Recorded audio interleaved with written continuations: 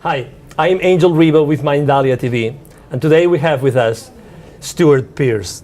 Hi, Stewart. How are you? Hi. It's lovely to see you. Absolutely, it's very lovely. Lovely to meet you and be Thank you. Thank you. It's great to have you here. So I would like to start the conversation asking you, what's your number one thing that you are passionate about? Well, there are so many.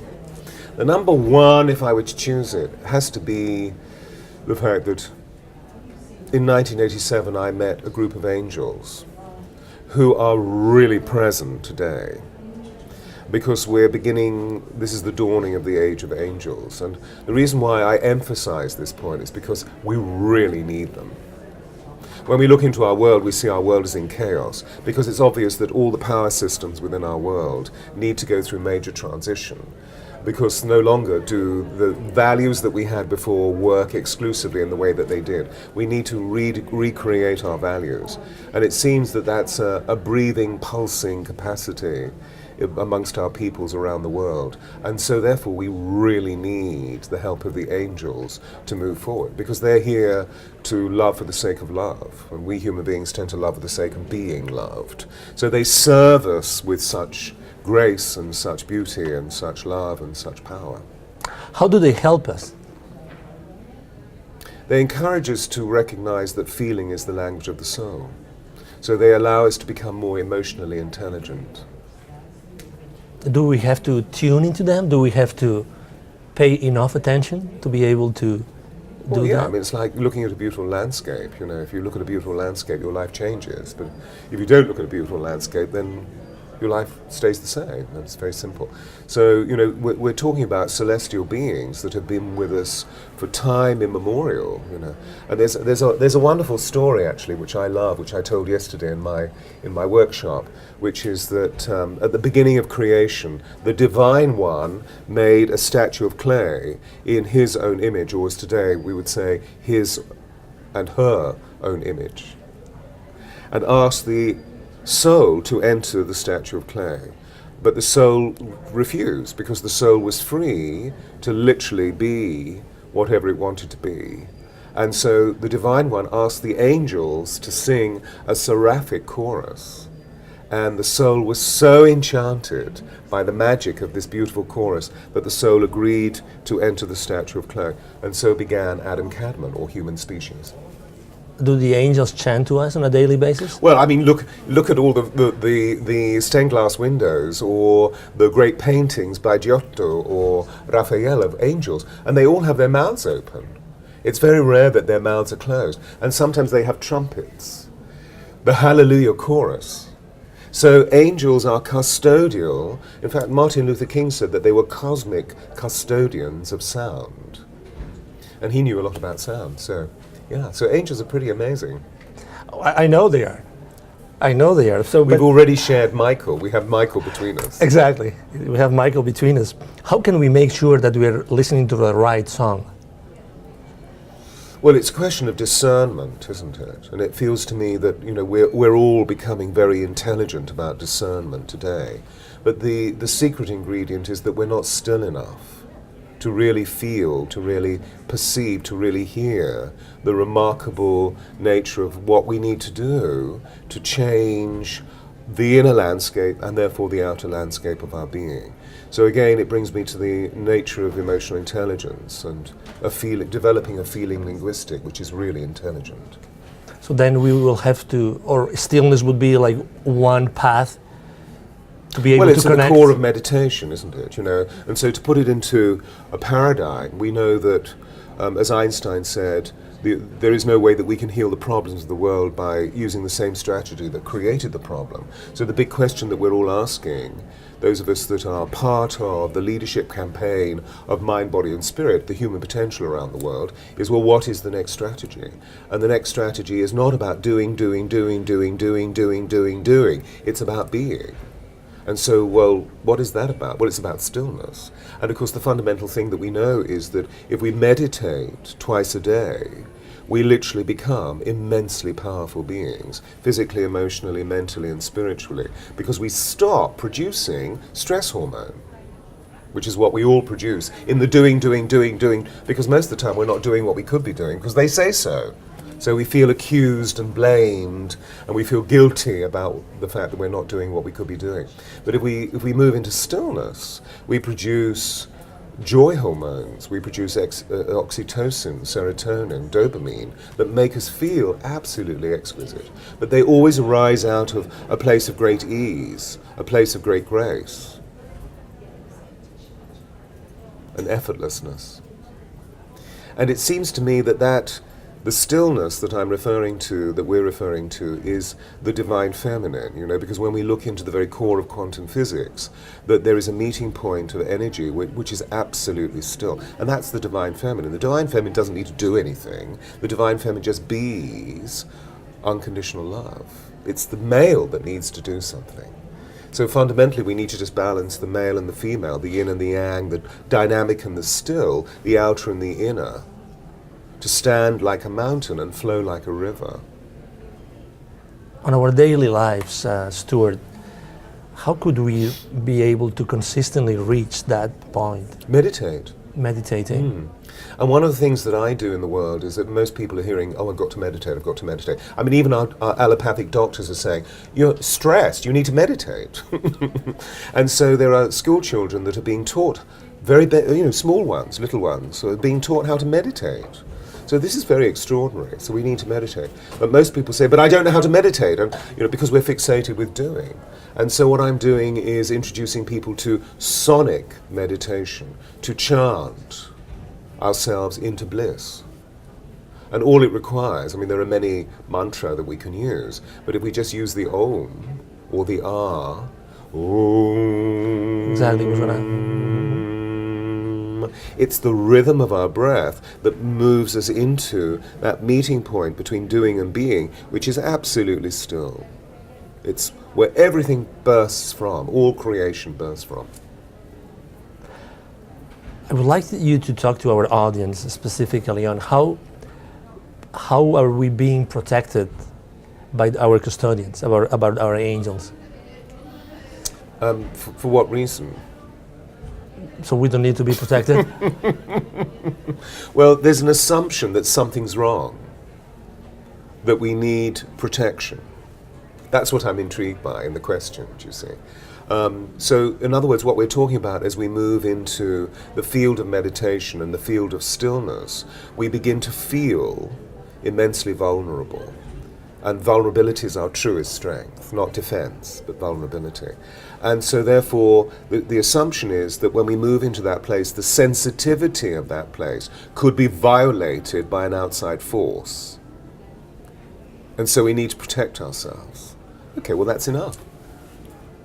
Okay, thank you. But at the same time, in the sense of that thought creates reality. So that if we have the intention of, oh, I just need to honor this by protecting, that something very remarkable takes place just in that moment. But if we want to go further because we feel weak or feeble, or we have another English word which is dwindled in energy, which means our energy is leaking from us, but why don't we ask one of the great angels?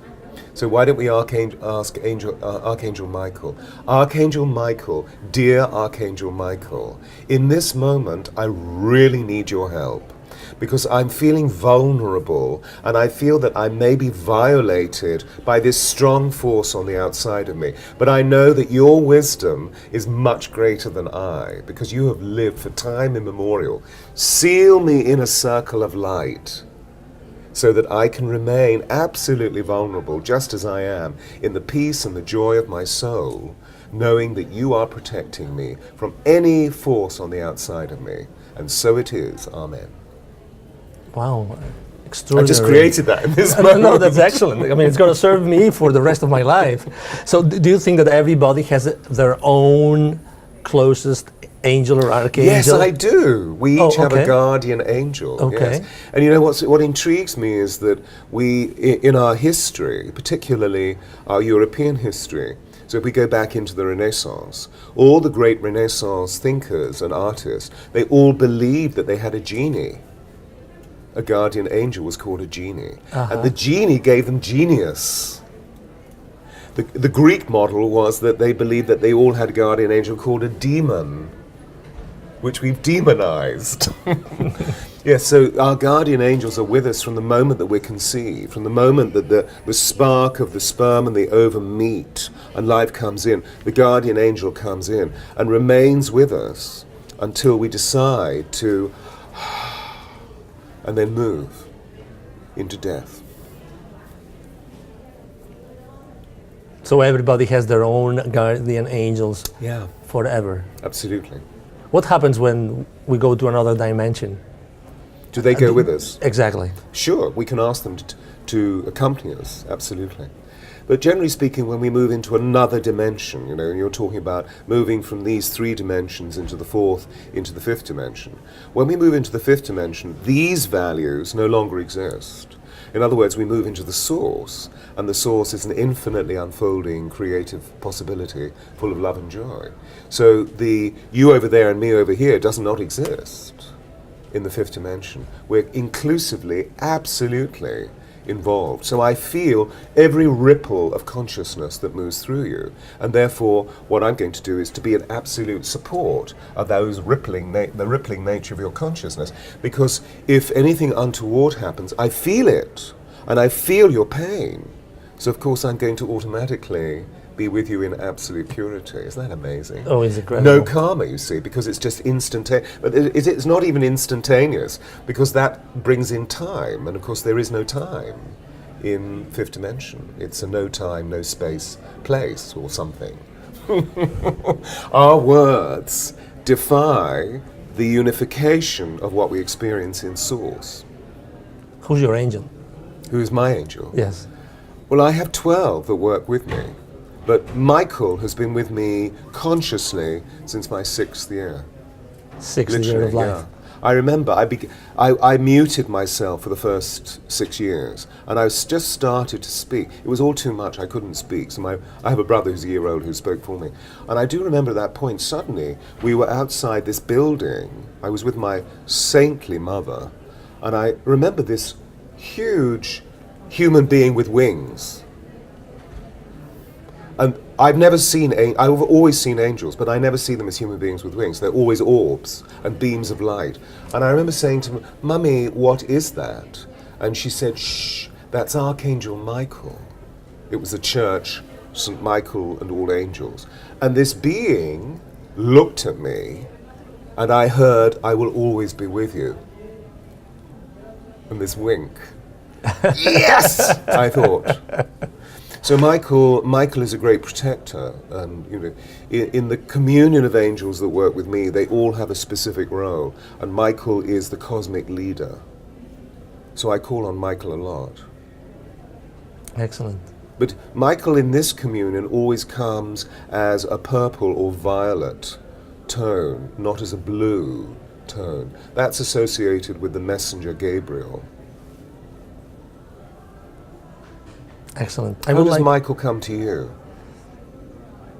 That's a difficult question. Because you feel Michael, Archangel Michael, so close, Lee, to you. Yeah, I do. I was explaining Stewart before that at some very special moment in my life, my brother had not really been visiting me for a very, very long time, and suddenly he showed up.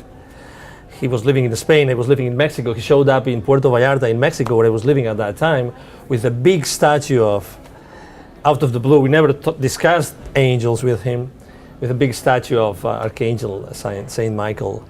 And it was so magic that still today, my side table in Plano, Texas, has that very same statue of.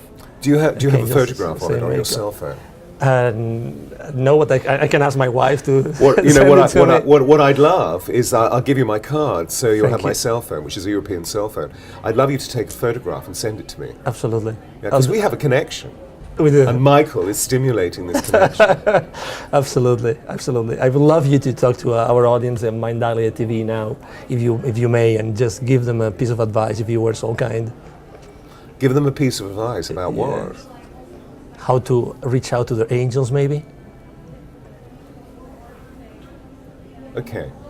So, hi, this wonderful lens. So the angels are really present today. This is the dawning of the age of angels. And there are two very basic, no, let's say three, because three is the number behind all manifestation. There are three ways of really connecting with the angels. The first is through prayer. And prayer we know is speaking to God. The second is through mantra, through chant. It could be the Om, or it could be a Christian hymn. Doesn't matter which language it's in, but as long as we take ourselves into that initiated space of hallowed conduct, of sacred conduct. And the third is through meditation, of literally receiving the angelic messages that can come to us, so that our intuitive counsel, the inner teacher, is really opened. So those three processes, prayer, mantra, and meditation. And therefore the angels, you'll feel them fluttering in if they have wings. You'll feel them coming in. Or you'll suddenly see lights in peripheral vision coming into your contact. Or I got up the other morning in my apartment in London and there was a feather on the rug, on the carpet. Now, that feather was not there the night before. There was a feather, this white feather. And so they start leaving these wonderful little messages. Or you'll start seeing number sequences on your cell phone, such as 44 or 1111 or something. So, in simplicity, that's what I would recommend. Have a go and see what happens. Excellent, thank you. Thank you very much. And I love the fact you're called Angel, the angel. Thank you very much. It's been a pleasure to have you here. Thank you very much indeed. Thank you very much. Bless you. Bless you. Again, this is Angel Ribo with Mindalia TV. Thank you very much for being with us today.